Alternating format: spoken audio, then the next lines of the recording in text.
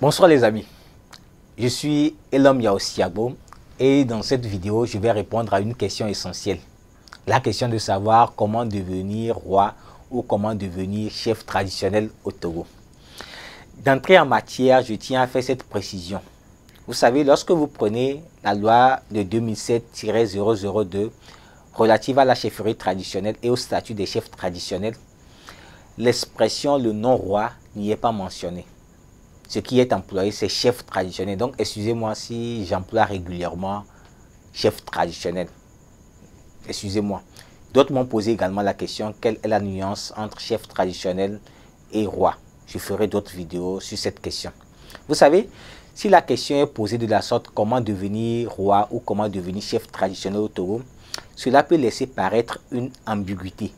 Puisque, en fait, il y en a qui pensent qu'on ne devient pas chef traditionnel, mais qu'on est, le verbe naître et non le verbe être, qu'on est chef traditionnel. Je pense que ces personnes n'ont pas tort aussi de penser de telles choses.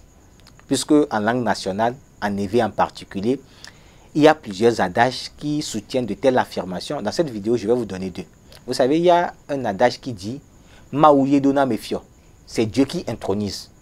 Un autre également qui dit « Fio doudoua maou bo khoneso, fio doudoua semenu beni ». Tout ça pour dire qu'en fait, si quelqu'un est roi, quelqu'un est chef traditionnel, c'est qu'il l'a reçu de Dieu. Vous savez, c'est une position des essentialistes. C'est-à-dire l'essence précède l'existence. Tout ce qu'on est aujourd'hui, c'est que Dieu l'a décidé, on l'a reçu de Dieu. Les chrétiens ne vont pas s'opposer à de telles affirmations, ceux de la tradition judéo-chrétienne. Si vous voyez dans la Bible, les rois de la Bible ont été quand même annoncés par Dieu. Dieu a quand même prédit que de telle personne ou telle personne deviendra un jour roi, que ce soit le roi David ou le très grand roi Salomon. Le roi Salomon, celui-là qui dans sa grande sagesse a pu dire que toute chose a son temps.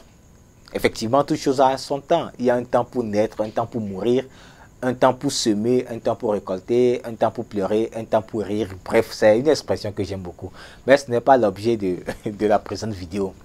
Vous savez, même si vous êtes prédestiné à être roi, si vous êtes prédestiné à être chef traditionnel, étant donné qu'on vit dans un pays, dans des pays régis par des normes et des lois, vous devez vous lever, faire des démarches administratives, des démarches nécessaires pour être reconnu par l'autorité et des démarches traditionnelles, coutumières pour être intronisé.